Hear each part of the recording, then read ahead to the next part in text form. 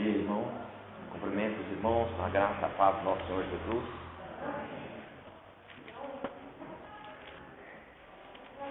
Os irmãos que estão ali no Jaçanã, estão me vendo?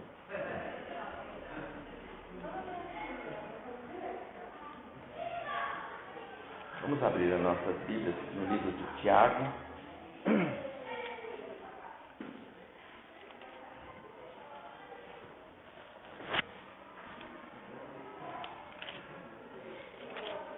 Tiago, capítulo 1.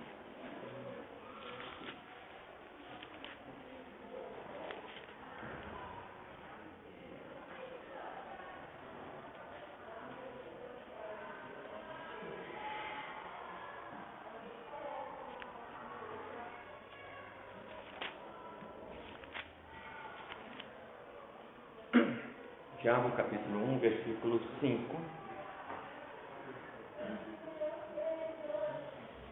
Diz assim, capítulo 1, versículo 5: Se, porém, algum de vós necessita de sabedoria, peça a Deus, que a todos dá liberalmente e nada lhes impropera, e ser-lhe-á concedida. Ainda neste livro de Tiago, no capítulo 3,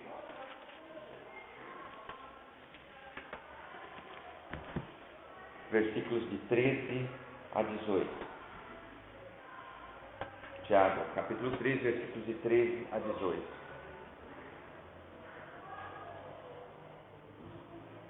Quem entre vós é sábio e inteligente? Mostrem mansidão de sabedoria, mediante condigno proceder às suas obras. Se pelo contrário, tendes em vosso coração inveja amargurada e sentimento faccioso, nem vos glorieis disso, nem mentais contra a verdade. Essa não é a sabedoria que desce lá do alto. Antes, é terrena, animal e demoníaca. Pois onde há inveja e sentimento faccioso, aí há confusão e toda espécie de coisas ruins. A sabedoria, porém, lá do alto, é primeiramente pura, depois pacífica, indulgente, tratável, plena de misericórdia e de bons frutos, imparcial, sem fingimento. Ora, é em paz que se semeia o fruto da justiça, para os que promovem a paz. Vamos falar com Deus mais uma vez? Deus querido, esta é a tua casa e esta é a tua palavra que acabamos de ler, e sobre ela estaremos algum tempo, Senhor, debruçados. Pai querido, nada somos sem a tua ação nas nossas vidas. Este lugar é santo, essa palavra é santa, e nós te pedimos em nome de Jesus que nada, nem a nossa carne, nem as nossas ideias e convicções do mundo, nem os laços do inimigo tenham poder nessa hora. Que nós estejamos abertos unicamente para ouvir a tua voz. Senhor, faz isso no meu espírito neste momento, no espírito de cada um dos irmãos nessa hora. Perdoa pelos nossos pecados e limpa-nos em nome de Jesus Cristo. Amém. Irmãos, queria que durante algum tempo nós meditássemos aqui sobre a sabedoria. E nós temos aqui em Tiago, vários textos da palavra de Deus falam sobre sabedoria. E nós falamos muito sobre sabedoria e ficamos com tantos termos, nós às vezes misturamos um pelo outro. E a Bíblia fala tanto de sabedoria, e o que é sabedoria? O que exatamente a Bíblia está nos dizendo quando diz que precisamos ter sabedoria? Nós vemos aqui que esse texto que nós vemos fala de duas sabedorias. Fala uma sabedoria que é lá do alto e de uma que não é. Mas será que tem duas sabedorias? Na verdade não existem duas, só há uma sabedoria, que é a que vem de Deus. Deus é sábio completamente. Essa é a única sabedoria perfeita. Quando Deus criou o homem, ele, ao criar o homem, criou a sua imagem e semelhança. Isso significa que alguns dos atributos de Deus, ele comunicou ao homem. Alguns atributos são só de Deus. Deus é onipotente, nós não somos. Portanto, não somos onipotentes como Deus é. Deus é onipresente, está em todos os lugares. Nós não estamos. Deus é onisciente, sabe todas as coisas. E tem outros atributos de Deus decorrentes desse, né, que os teólogos falavam. Então, Deus, a infinitude de Deus, né, Deus não tem nenhuma limitação de espaço, e nós temos. Nós estamos aqui agora, nesse momento e nesse local. Não posso estar em outro local. Mas Deus está em todo o local, em todo o tempo, em todos os lugares. E esses atributos que são só de Deus, nós nos curvamos a esses atributos. Mas os atributos, quando a Bíblia fala lá em Gênesis capítulo 1, versículo 26, que Deus criou o homem à imagem e semelhança, quer dizer que alguns dos atributos dele, ele compartilhou uma centelha desses atributos conosco. A santidade, o desejo de santidade, a dedicação, a bondade, é um deles. Os homens têm uma centelha, o ser humano, quando Deus fez, pôs uma centelha, a bondade, a inteligência, o conhecimento, uma centelha daquilo que Deus fez. Compartilhou com os homens, a semelhança de Deus. O homem é um ser moral, o homem faz julgamentos morais. Ele é livre para julgar entre as coisas. O homem tem sentimentos, o homem se regozija, o homem se entristece, o homem sente ira, como Deus sente ira. A diferença é o que é? A natureza. Tudo em Deus é perfeito.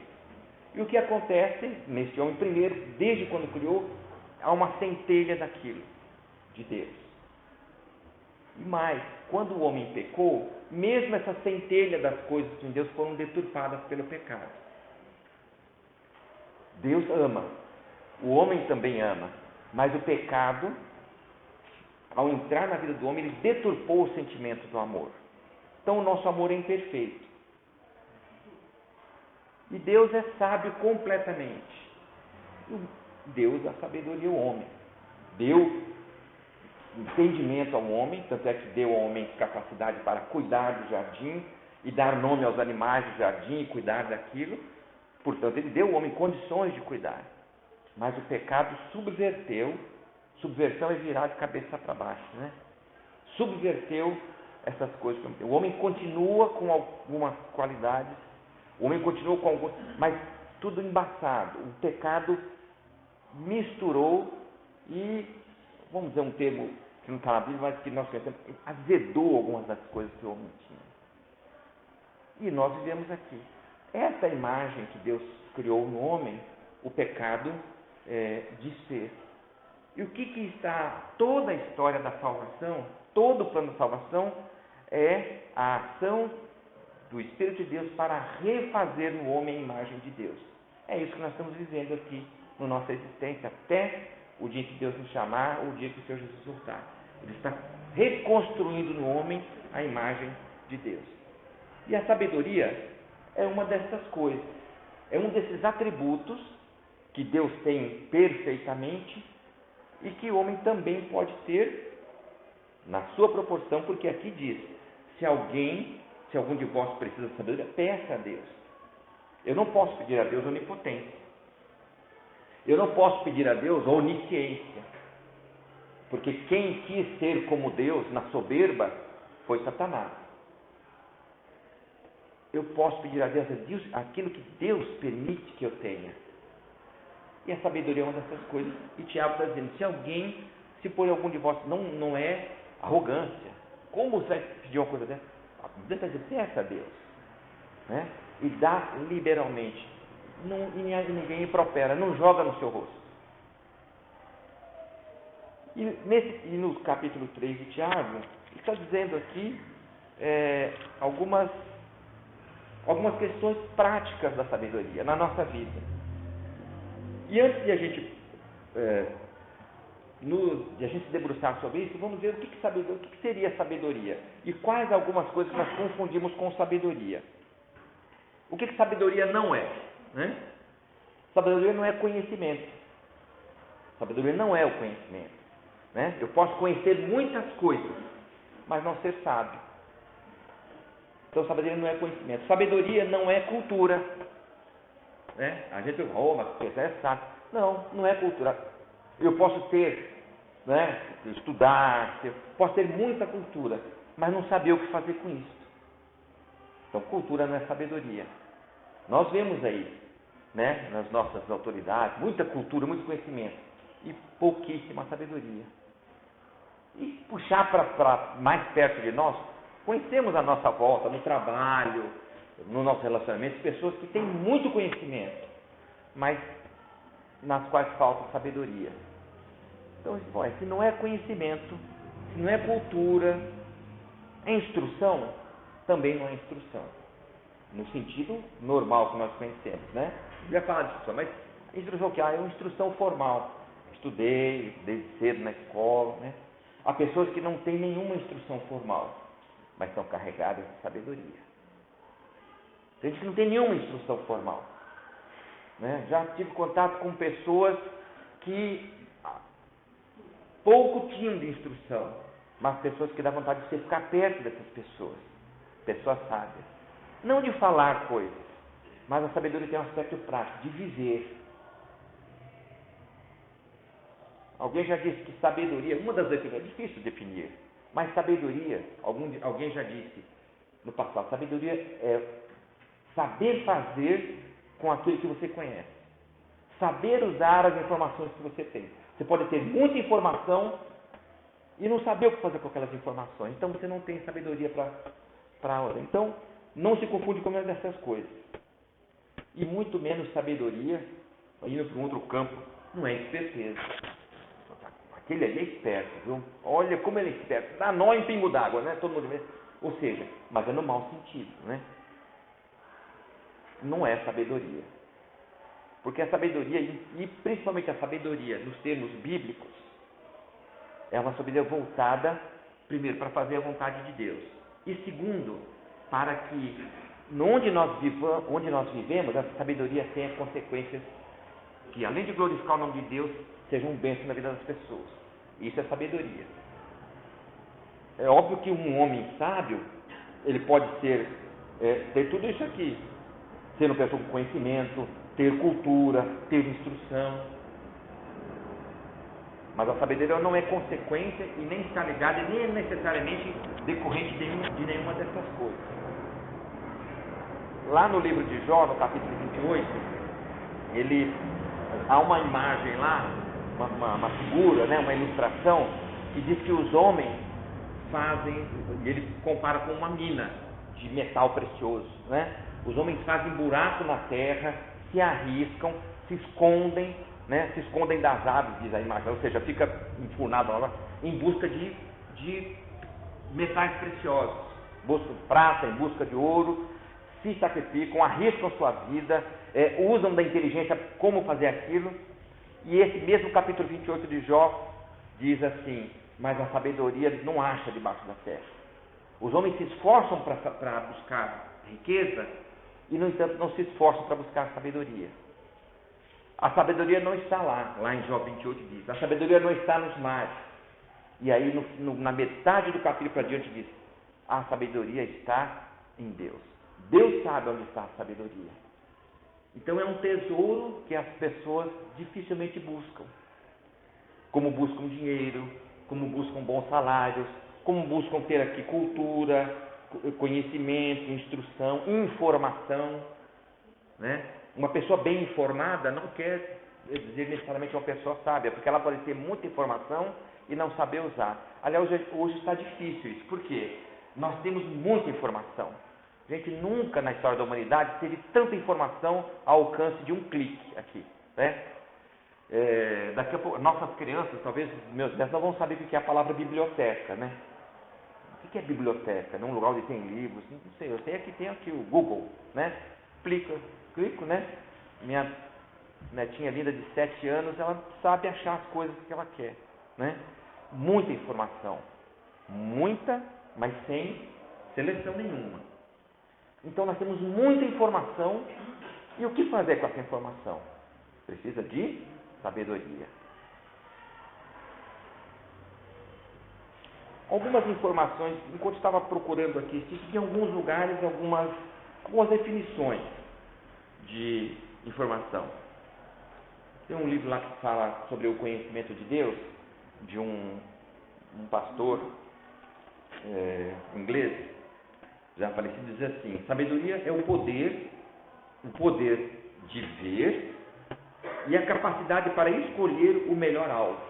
Primeiro eu tenho que ter o poder de ver os alvos e escolher deles qual é o melhor e mais. E escolher os meios corretos para atingir esse alvo. Então veja, eu tenho que identificar quais são os objetivos. Tem vários aqui. Qual desses é o melhor? Tem que ter sabedoria para saber qual desses. Escolhi qual é o objetivo melhor. E agora, como eu vou fazer para atingir esse objetivo? Tudo isso precisa de sabedoria. Porque são muitas informações que eu tenho diante de mim e todas essas coisas podem ser boas. Mas uma delas vai ser adequada para essa situação. Eu preciso de sabedoria para escolher qual é essa situação. Qual é essa coisa. Uma outra definição que eu vi, sabedoria seria o entendimento e as habilidades práticas. Veja bem, já desce não é filosofia tal. O entendimento e as habilidades práticas para levar uma vida de maneira a glorificar a Deus. Essa é de John MacArthur. É um pastor que compilou uma das Bíblias de estudo que tem a Bíblia MacArthur, né? Então ele diz, são as habilidades, o entendimento primeiro e depois as habilidades práticas, ou seja, a sabedoria é prática. Por isso que não é a sabedoria, um homem, vamos dizer, um filósofo, um homem sábio. Biblicamente, não, necessariamente, né? Porque a sabedoria, ela tem algum efeito prático. O que eu vou fazer com a sabedoria? Ela precisa para alguma coisa. Por isso que ela não está no campo só do raciocínio, né? Já citei para os irmãos, e sempre me vê essa ilustração. Lá na Inglaterra houve uma semana de palestras, de conferências, de pregações, né, evangelísticas, e num lugar, e num desses dias um pastor pregou e todo mundo ficou muito bem impressionado. O pastor falava bem e expôs a Bíblia de uma forma, e na sua pregação, todo mundo ficou admirado. E todo mundo saiu dizendo: que pastor, que homem preparado. No dia seguinte, era a pregação de Spurgeon, né? Charles Spurgeon. Pregou. Quando ele pregou, as pessoas saíram dizendo: que Cristo maravilhoso.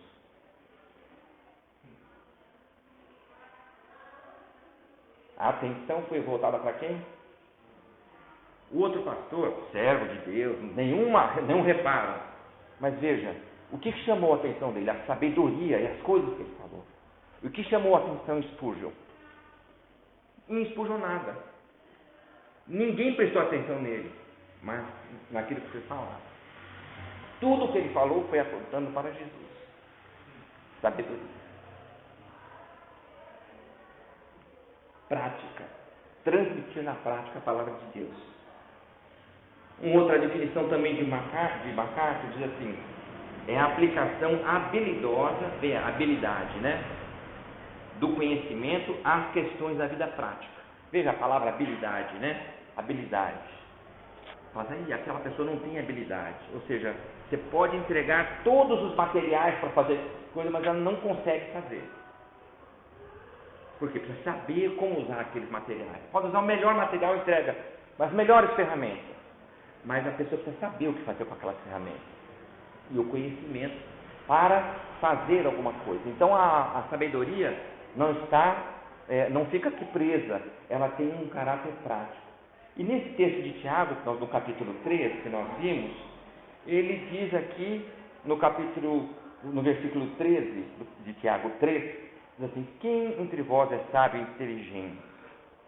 Mostre, aí vem, em mansidão de sabedoria, mediante condigno proceder as suas obras. Ou seja, Então veja, a sabedoria sai de dentro, né, e vem, ela tem algum efeito no lugar onde eu estou. Alguém já ouviu dizer, olha, aquela pessoa é muito sábia, mas ninguém consegue conviver com ela. Não tem isso, né? Então não tem, quer dizer, tem que ter alguma... Essa sabedoria que vem de Deus, ela precisa, como tudo que é da palavra de Deus, tem que ter efeito prático na vida da pessoa, do dono da sabedoria, né? Que não é dela, nem de Deus, e das pessoas em volta. É prática.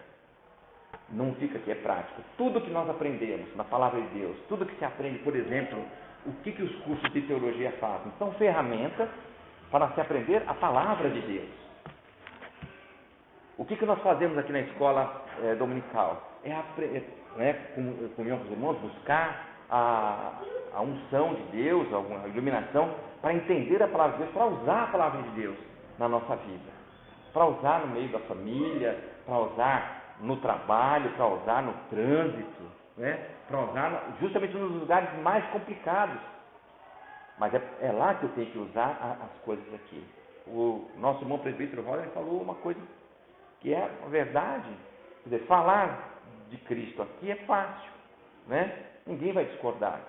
Mas se eu chegar no lugar e falar de Deus, aí lá vem. Mas é aí que precisa ter a sabedoria. Primeiro, para não ofender a pessoa que levantou o pé, né, contra mim, porque aí não é sabedoria, né?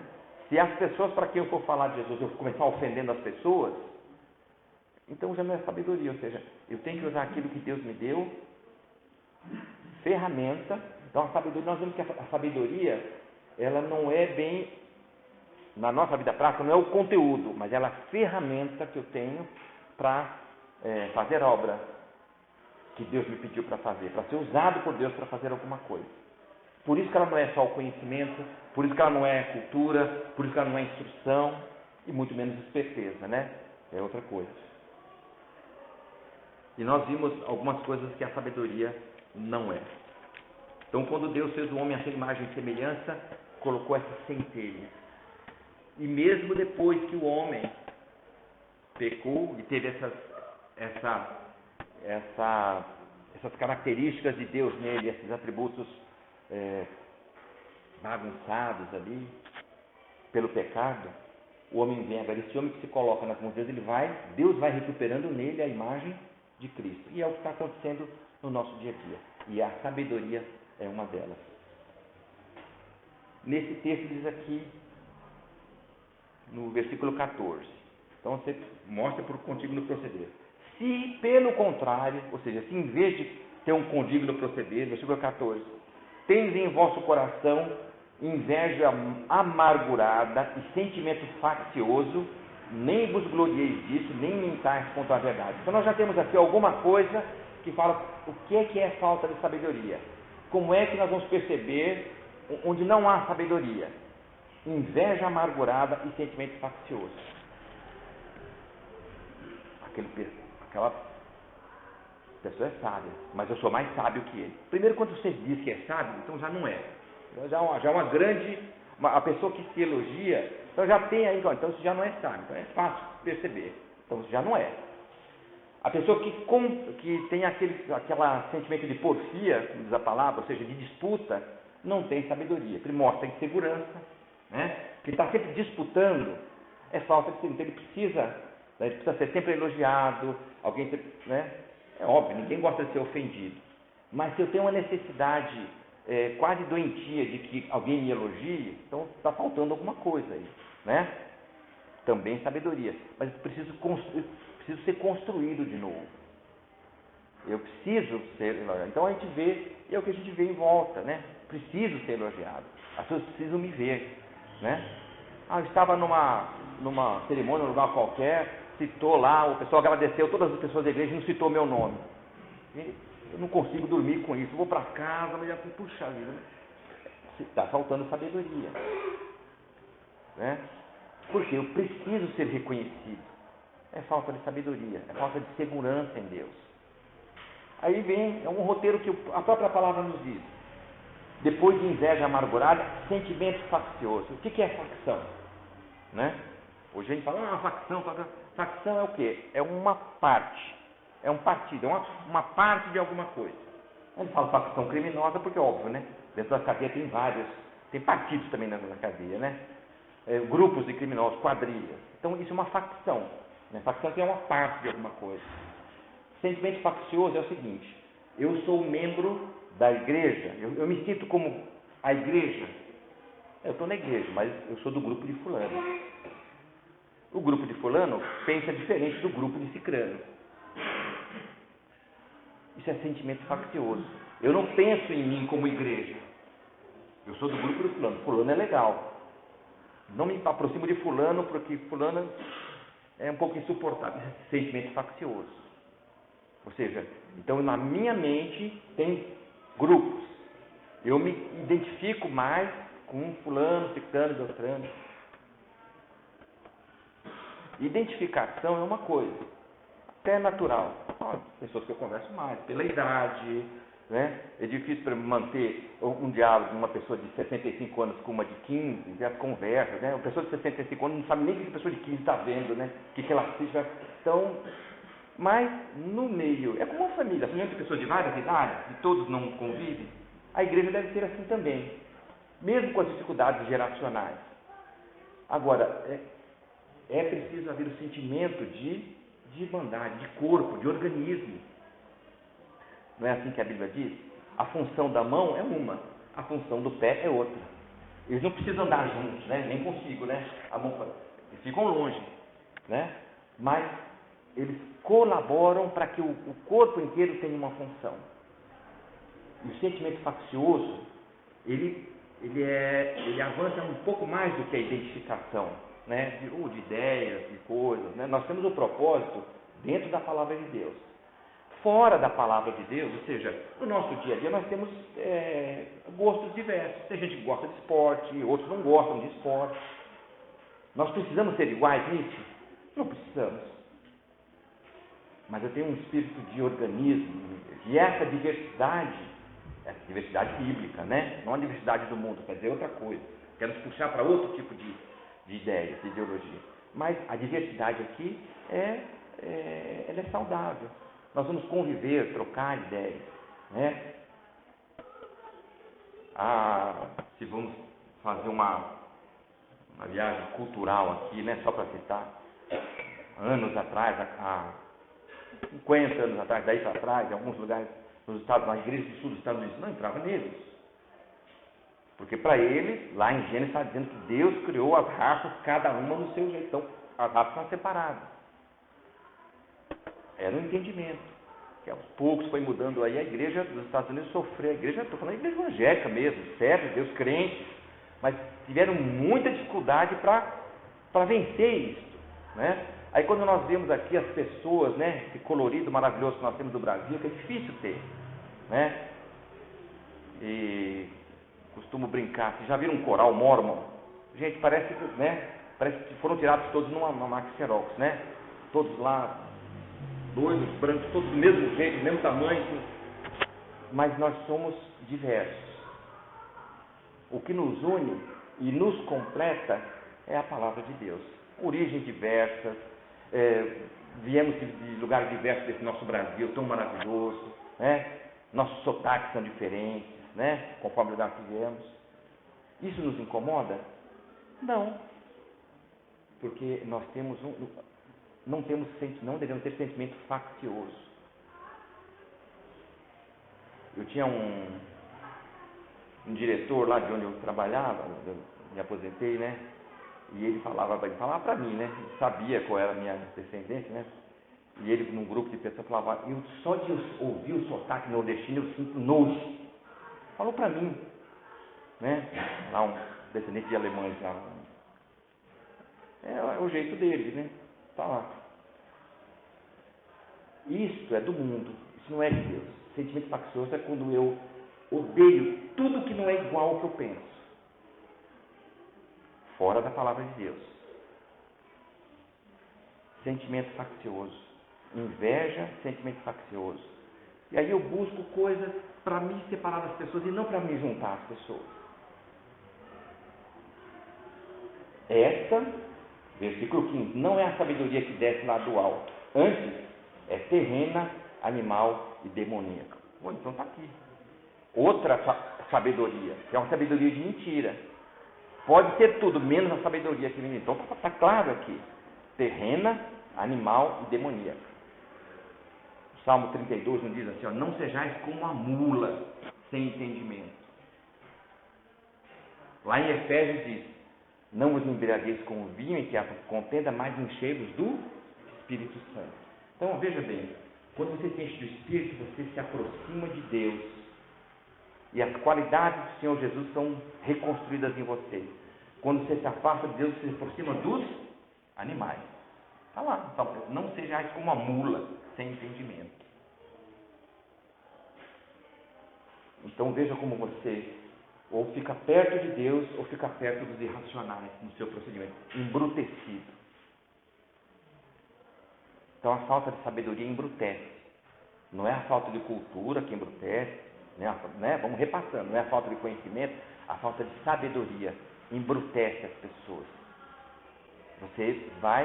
Você é um ser humano, mas age como um ser irracional, age como um animal.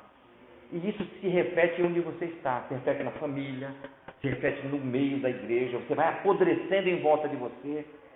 Por quê? Inveja, sentimento faccioso, não tem sabedoria.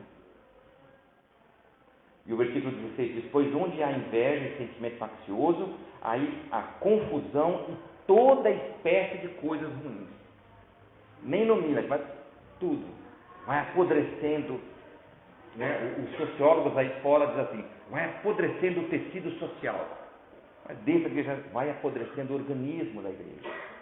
Aquele grupo vai se sentindo mal, vai se desgastando, né? Como um pano podre. Então a pessoa que tem sabedoria, ela é um elo de ligação entre as pessoas. As pessoas se ligam a ela e onde ela está, ela acabou de sair, ela deixa um clima bom, para a glória de Deus. Se tem uma discordância lá, ela chegou, a discordância, ela pega fulano, o outro não, ela pega fulano, não foi bem assim, tal. Tem gente que é ao contrário.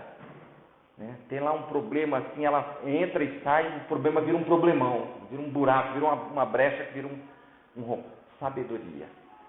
Então, a sabedoria que Deus nos dá, ela faz com que haja, na prática, um clima de louvor a Deus. Para que a sabedoria? Né? Por que nós precisamos da sabedoria? Porque ela nos torna felizes, né? Abre lá em Provérbios 8, 34. Vamos lá que Provérbios nos diz. Provérbios capítulo 8.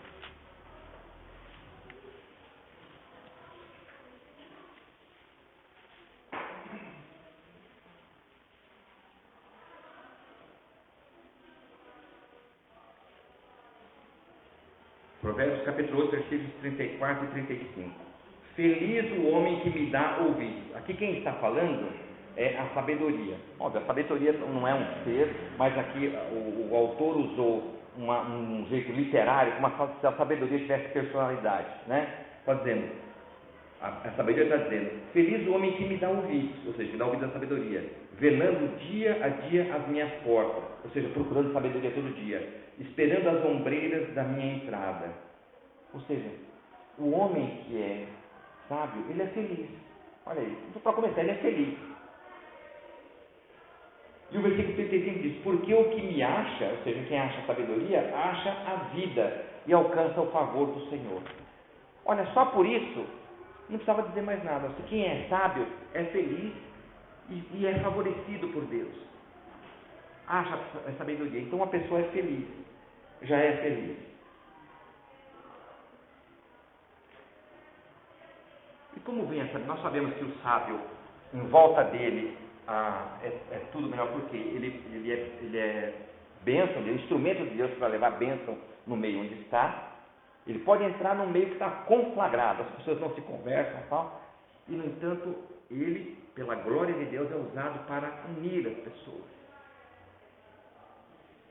Onde tem mau humor, ele alegra, as pessoas riem juntas, às vezes está uma tensão e tal, e ele procura usar aquilo para levar paz. Ele é um pacificador. Todos nós temos que ser pacificadores, não é isso? Bem-aventurados os pacificadores. E aqui tem uma coisa, a sabedoria nos faz muitas vezes ter, não é para sair da frente disso aqui, eu fico meio preso aqui, né? Tem que filmar.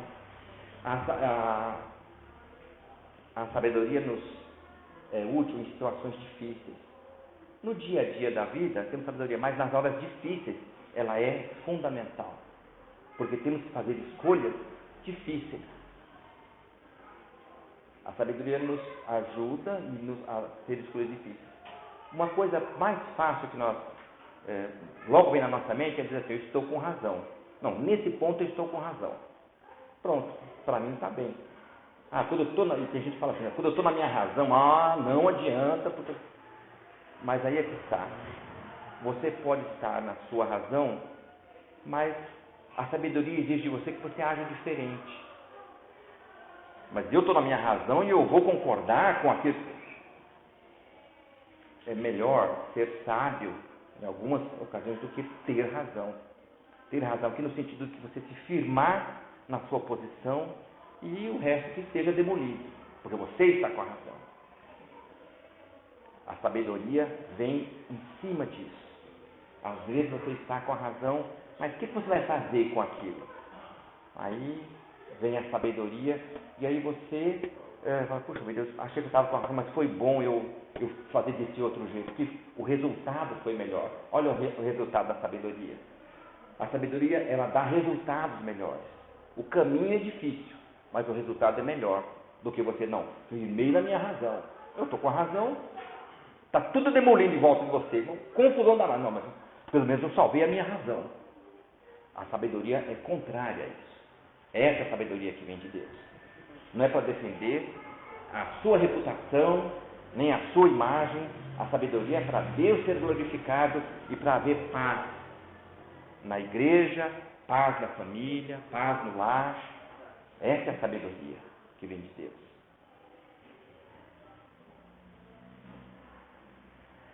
E como vem a sabedoria? Nós já vimos aqui no começo. Peça a Deus. Peça a Deus e Ele dá liberalmente. Não custa nada a sabedoria. O que mais? Além de... Quais são as circunstâncias em que a sabedoria pode operar? Você pede a Deus, né? Quais são as circunstâncias? Primeiro, pela reverência a Deus. Tem que ter reverência a Deus. Mas eu sou reverente a Deus. Ser reverente a Deus, e aí tem o Salmo 110, 11, outros que diz, né? O temor do Senhor é o princípio da sabedoria. Há um Deus sábio que está acima de você. Parece fácil dizer isso. Todo mundo reconhece que Deus está acima de você. E quando acontece alguma coisa na sua vida que te entristece, quando Deus permite que aconteça alguma coisa na sua vida com a qual você não concorda, há um cântico espiritual lá, Deus continua sendo Deus.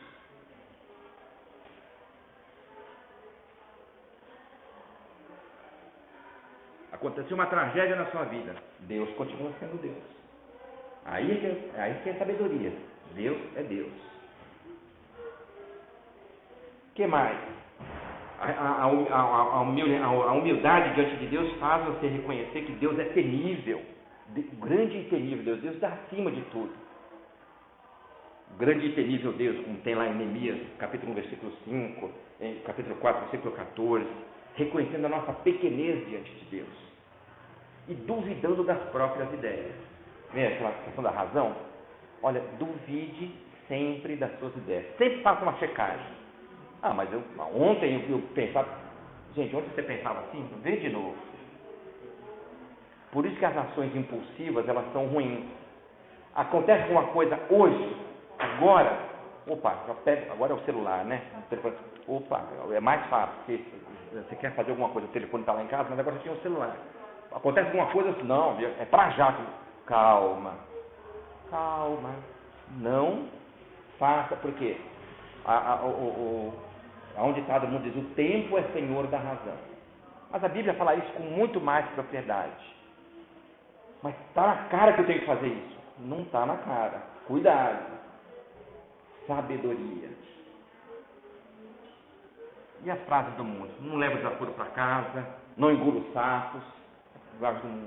A sabedoria vem contra tudo isso. Reflita e questione as suas ideias todos os dias. Por isso que todos os dias nós temos que ler a palavra de Deus. Puxa, eu agi assim ontem, eu estava com a razão, mas não terminou ruim, porque eu fiquei com tanto apegado à razão e perdi uma amizade. Estava tão apegado à razão e magoei minha esposa. Estava tão apegado à razão e falei para meus filhos uma palavra que foi embrulhada em jornal, né? Tudo cheio de... Ou para os meus pais. Duvide das suas ideias. Não da palavra, das suas ideias. Da sua interpretação dos fatos. Sabedoria. Veja como a sabedoria que vem de Deus, ela vai demolindo tudo que está em volta de você, que você acha que é. A sabedoria de Deus, ela vai fazendo você negar-se a si mesmo. É isso que Deus pede para você buscar. Sabedoria. Mas como é que vai ficar a minha imagem? Costumo dizer, Deus não tem compromisso com a sua imagem. Deus não tem compromisso com a sua reputação. Deus tem compromisso com a sua salvação. O compromisso de Deus é com a sua santificação. Aí que vem a sabedoria. O compromisso de Deus não é, se eu fiz isso, agora como eu vou ficar? Como é que o termo que se usa aí? Vai quebrar a cara. Graças a Deus, porque você vai rever e vai mudar. A sabedoria. Duvide das próprias ideias. Provérbios 11, 2 diz: com os humildes está a sabedoria. Né? A Bíblia fala a palavra de dura serviço, né? Sempre é o povo de dura serviço. O que é a serviço? Aqui, ó. Aqui é a coluna cervical, não é isso? Não dobra. Dura serviço, sim, ó. Não me curvo. Não me curvo. Olho todo mundo de cima para baixo. O que é dura serviço? Que a palavra diz lá. É isso, é o pescoço que não faz assim. É uma imagem para dizer pessoa que não reconhece. Não dá um braço a torcer, enfim, todas essas coisas. O sábio, ele não aparece. O sábio dificilmente fala o próprio nome. E o sábio dificilmente ele fala a palavra eu. Uma pessoa que não é sábia, em meia hora ela fala umas 100 vezes a palavra eu. Eu isso, eu aquilo, eu aquilo. Ou seja, então você percebe que a referência é ela. Fala muito a palavra eu. Eu isso, eu aquilo, eu. Porque eu. Pensa bem. Né? Porque ele é autorreferente. A referência é ele. Né? Autorreferente. Né? O egoísta é aquele que quer tudo para ele. O autorreferente é outro, não é que ele quer. Mas assim, ele é a medida das coisas. Ele é a medida das coisas. O que ele acha é a medida de todas as coisas. Ele não admite que, por exemplo, outras pessoas tenham opinião diferente sobre aquele fato específico. E aí ele sai trombando. Falta de sabedoria. Com os humildes está a sabedoria. A Bíblia mesmo fala que o saber ensoberbece. Não é isso? Então, por isso que a sabedoria não é o conhecimento, não é a cultura, não é aquela coisa, porque todas as coisas ensoberbecem. Né? O próprio livro, o livro de Eclesiastes, que o muito ler é enfado. Né? Nós gostamos de estudar, mas o que está dizendo não é recomendando para não ler, é que a cultura, se você não tiver sabedoria, a cultura sozinha faz você, né? Um homem de 1,50 m e pouco como eu, vira 3 metros, né? Eu ando assim, né? Às vezes não falo por vergonha, mas me acho, né? Então, isso faz com que você não tenha relação boa com as pessoas, porque você acha uma ofensa alguém contrariar você. Falta de sabedoria. E qual é o efeito prático? Voltando a dizer, sempre há um efeito prático, ruim, da falta de sabedoria. É isso que nós vimos aqui. O que acontece no meio onde a pessoa está. Sentimento faccioso, vai quebrando em volta dela. Né? Vai quebrando, a família quebra, a igreja quebra, todo lugar onde ela está, no serviço, né? A coisa fica ruim. Há pessoas que são muito cultas, muito preparadas, mas um dia elas são mandadas embora do serviço. Por quê? As empresas hoje são mais desenvolvidas em recursos humanos, então percebe o seguinte, olha, e os irmãos que trabalham em empresas aí, privadas, sabem disso. Olha, aquela pessoa sabe muito o serviço, mas ele está criando um problema de relacionamento, o setor todo está produzindo menos, porque a personalidade daquela pessoa não está servindo para o grupo. No esporte, né? Não tem isso no esporte? O cara é craque, só que com ele o time não joga. Ele é tanta confusão que não põe o time. Então, veja, time, equipe, né? Isso é coisa que o mundo já percebeu. Uma verdade bíblica. Eu sou parte de um organismo. Sou membro do corpo de Cristo. Então, quando a Bíblia fala isso, olha, quando um membro está doente, todo o corpo sente. É a sabedoria que faz isso. E para ser sábio, você precisa ser primeiro quebrantado, humilde. Peça a Deus sabedoria.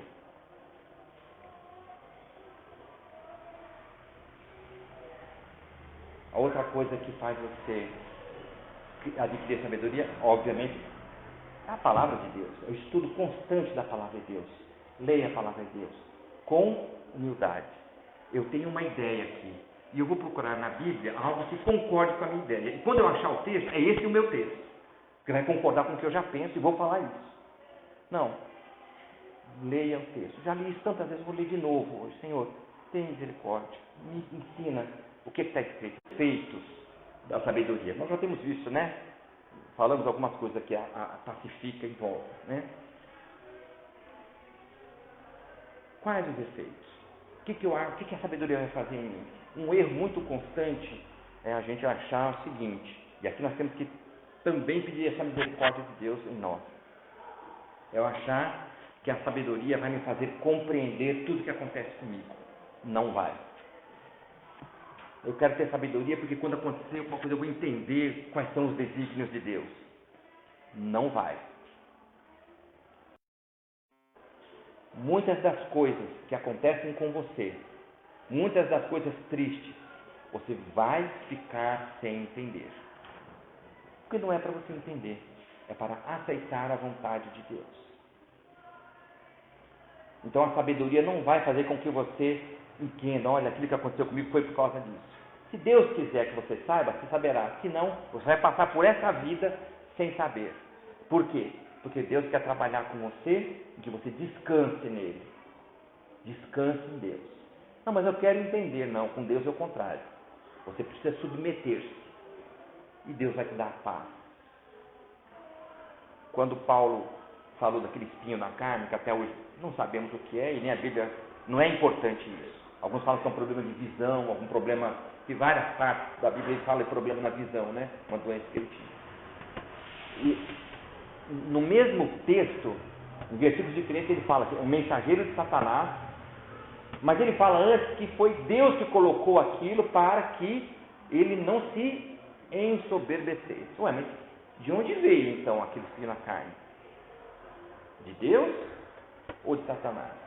Veja, o espinho na carne veio de Deus, para que não se ensoberbecesse. Eu sou apóstolo, eu tenho visões, eu curo, foi para isso. Viu coisa maravilhosa? Mas o que Satanás, o que ele diz que veio de Satanás? O sentimento de revolta. Deus fez aquilo. Mas o que Satanás, o que enviou para Paulo? Aquele incômodo com isso. A coisa na nossa vida que vem de Deus, mas o inimigo está ali, ele está sempre na cola. Né? Deus vem primeiro, mas ele vem atrás. O que é isso? Você é um servo de Deus. O que em algumas, infelizmente, alguns irmãos têm, né, de outras denominações têm uma ideia, não, rejeito, não aceito isso, rejeito. Ainda usa o nome de Jesus, né? Mas você não tem que rejeitar nada, querido. Veio na sua mão, peça a Deus misericórdia. Aconteceu uma tragédia na sua vida. Não é fácil. Deus continua sendo Deus. O que vem de Deus é uma coisa, o que vem de Satanás é a inconformismo em relação àquilo. E Paulo disse que por 3 vezes tinha pedido aquilo. O que o Senhor Jesus falou para ele? A minha graça te basta. O meu poder se aperfeiçoa na fraqueza. Fica frio. O que veio de Satanás foi inconformismo, porque o espinho na carne veio de Deus. Então é isso. Sabedoria. Paulo. A sabedoria não vai fazer você entender as coisas que acontecem com você, mas vai fazer com que você se sinta seguro em Deus. nós queremos ter controle sobre as coisas, né? Tem gente que fica inseguro quando tem o controle sobre as coisas. O controle é de Deus. Então a sabedoria não, muitas vezes, se Deus quiser, você vai saber. Se for em outros planos de Deus, você não vai entender. Já passou 5 anos, 10 e até hoje não entendo o que aconteceu. Amém, irmão? Você sabe que foi Deus que permitiu, Deus... Quantas vezes nós já ouvimos falar isso? Olha, eu não sei por que aconteceu isso, mas eu sei para que aconteceu. Por que, não sei, mas depois disso eu passei a ser diferente.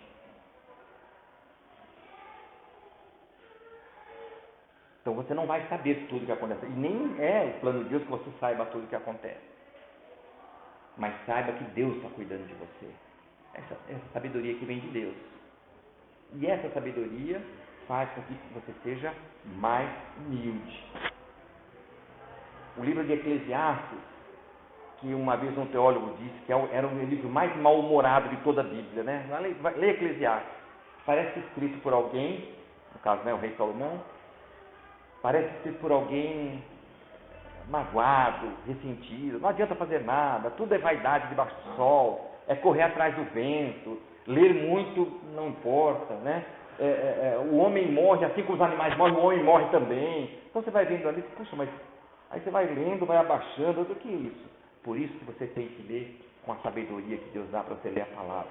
O que está dizendo ali é que você não tem controle sobre nada da sua vida, né? É até duro você ver um versículo desse, né? Os cães morrem, eu também morro, né?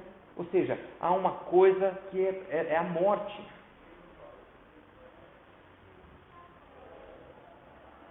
Mas o livro fala, olha, pode viver, o próprio Eclesiastes, olha, viva a vida que Deus te deu para viver.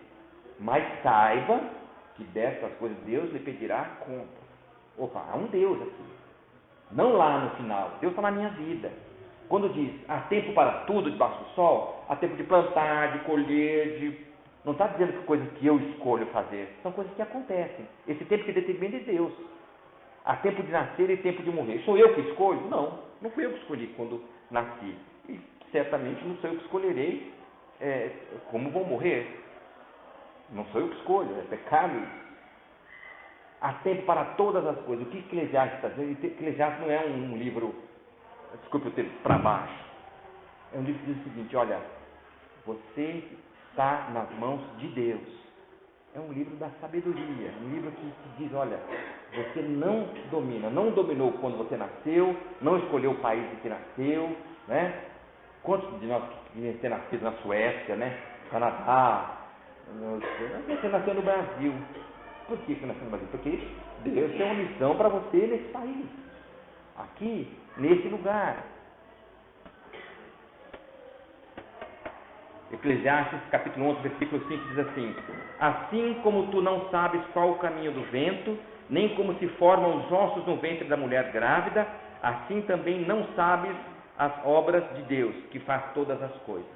Não sabes as obras de Deus, aqui o sentido é, não conhece os intuitos de Deus, qual é o propósito de Deus. Eu não preciso saber quais são, eu preciso viver como a Bíblia me diz para viver. Né? A Eclesiastes diz lá, folga com a mulher da tua mocidade, né? Vive do teu trabalho, se alegre, mas tudo isso, você sabe que você tem, Deus vai te pedir conta, não só lá, mas tudo virá a lume, né? Mas veja, viva uma vida, cada dia, olha, que bom, né? Gostoso viajar, né? Dificilmente a gente não gosta de viajar, né? De tal lugar. Mas olha, que benção, é você reconhecer a Deus em todas as coisas, reconhecer a mão de Deus em todos os lugares, reconhecer a mão de Deus em todas as circunstâncias, principalmente nas circunstâncias difíceis. Eu reconheço e agradeço a Deus quando recebo um aumento de salário, quando consigo um emprego. Certamente não vou agradecer a Deus quando perco um ente querido, mas eu vou louvar o nome de Deus assim mesmo. Porque segundo aquele cântico espiritual, Deus continua sendo Deus.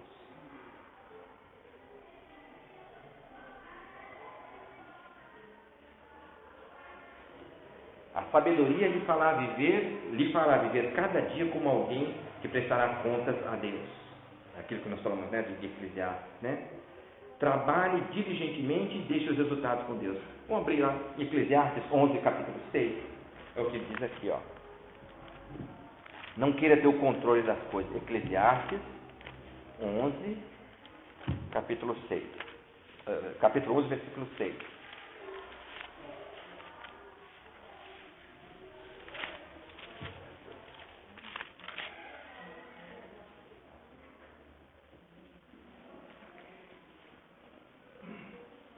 Semeia pela manhã a tua semente, e à tarde não repouses a mão, porque não sabes qual prosperará, se esta, se aquela, ou se ambas serão igualmente boas.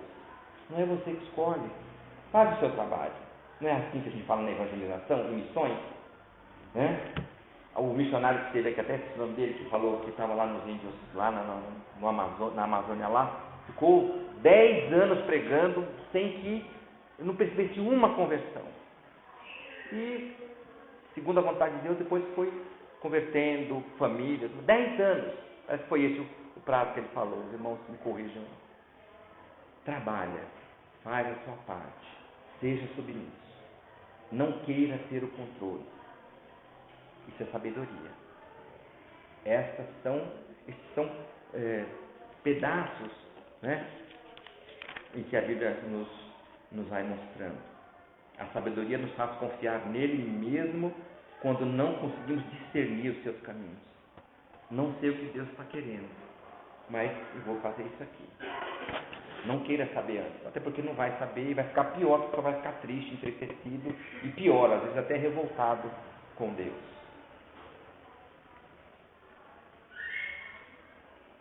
A sabedoria nos faz, eu anotei desse livro Conhecimento de Deus, que é uma frase. A sabedoria nos faz convictos de que o Deus que nos criou é o mesmo Deus que depois nos salvou e é o mesmo Deus que cuida de nós e vai cuidar até o fim da nossa vida. Foi isso que o apóstolo Paulo disse, né? Ele me levará a salvo, né? A oração dessas pessoas, além dos demais irmãos, né? Que são essas orações, Deus está ouvindo e cuidando deles. Pessoas que cuidam da igreja em oração. Os pentecostais chamam de cobertura de oração, né? Um nome até bonito, né? Cobrindo com oração. Então, mais humildes e não mais arrogantes. Você não precisa aparecer. A sabedoria nos faz mais alegres e não mais ranzinhos. Não precisa ser como os fariseus lá. Mas que coisa difícil conviver com eles. Né? Não, aquela pessoa é uma pessoa muito sábia, muito espiritual. Mas não chega perto dele porque, olha, o negócio não rompe, está uma coisa esquisita, né? Custoso. Não é ser popular, fazer graça. Mas assim, as pessoas são plenas de misericórdia. Num dos livros que eu li, um pastor americano, dizendo que ele estava numa reunião de oração, eu já falei isso aqui, eu vou lembrando das mesmas coisas, e numa reunião de oração tinha uma criança, uma menininha de 9 anos, e cada um fez uma oração, e falando: Senhor, que as pessoas sejam mais santas, que as pessoas sejam mais, né? E a menininha fez uma oração de 9 anos, fez: Senhor, faz com que as pessoas santas sejam mais agradáveis. 9 anos. Você faz com que as pessoas santas sejam agradáveis. 9 anos. Você não precisa ser desagradável, né? Só cerrar os olhos. Gente, a sabedoria é isso. Não apareça. O que o Senhor Jesus falou dos fariseus? Nas praças. Em um lugar bem estratégico e levanta a voz nas praças. Não estava falando contra oração, não estava falando contra culto em praça pública, nada disso. Estava falando assim: ninguém veja você, ninguém precisa saber que você é o santo. Humildade. Então, mais humildes e não mais arrogantes, mais alegres e não mais ranzinhas, mais piedosos, ou seja, piedoso não é questão de caridade, piedoso é perto de Deus, e não mais carnais. Óbvio, você vai deixando as coisas da carne, obviamente, não são só as questões que a gente imagina mais, as coisas sexuais e tal, Tudo é da carne. Briga é da carne, facciosismo é da carne, vaidade é da carne, né? Então as pessoas, essa sabedoria vai fazendo com que a imagem de Cristo vai reconstruindo em você. E por fim, irmãos, menos confusos. A sabedoria faz de nós menos confusos, mesmo ficando tristes com alguma coisa que aconteça de ruim conosco, mas menos confusos nas situações dolorosas que Deus coloca na sua vida. Jó disse assim: eu recebo de Deus o bem e não vou receber o mal.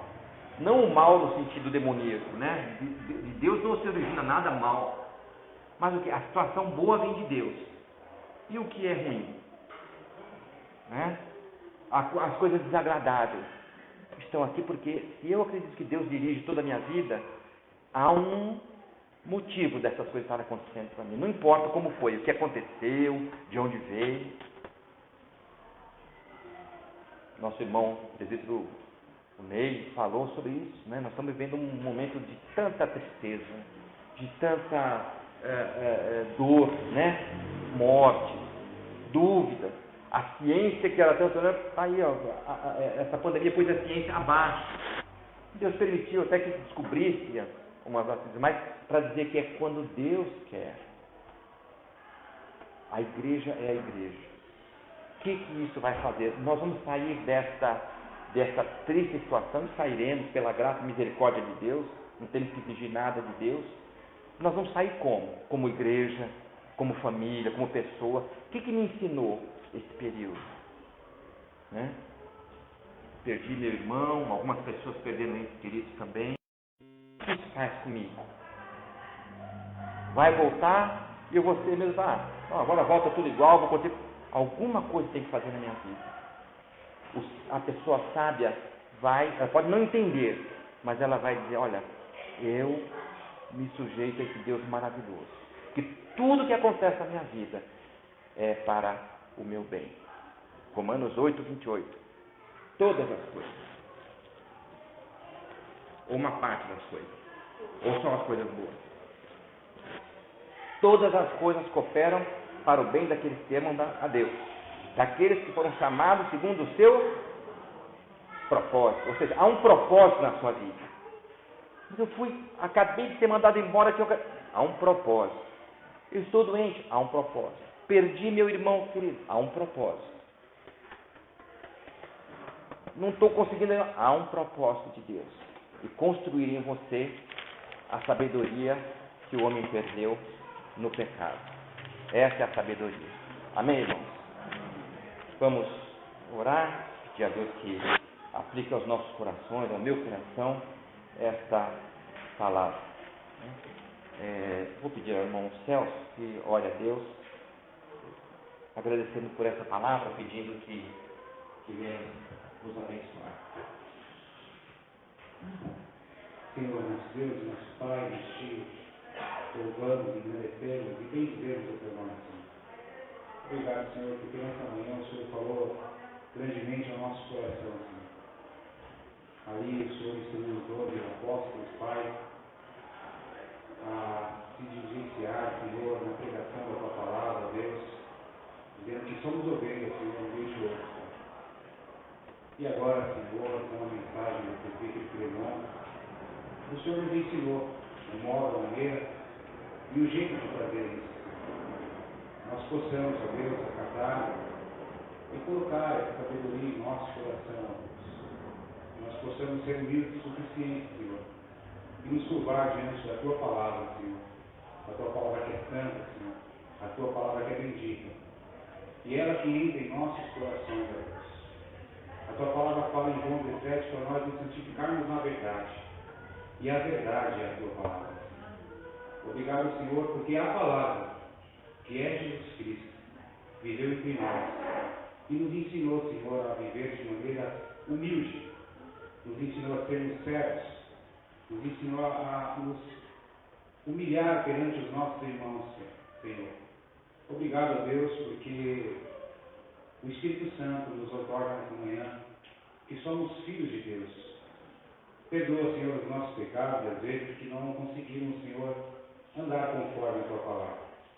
É por isso que estamos aqui, ó Deus, perante ao Senhor, pedindo perdão pelos nossos pecados, pedindo para que o Senhor coloque mais uma vez, Senhor, um espírito de humildade em nosso coração. Essa sabedoria, igual o Tiago fala, que vem do alto, Pai. Essa sabedoria que nós queremos, ó Pai. Essa sabedoria que nós precisamos buscar. Obrigado, ó Deus, pela tua correção.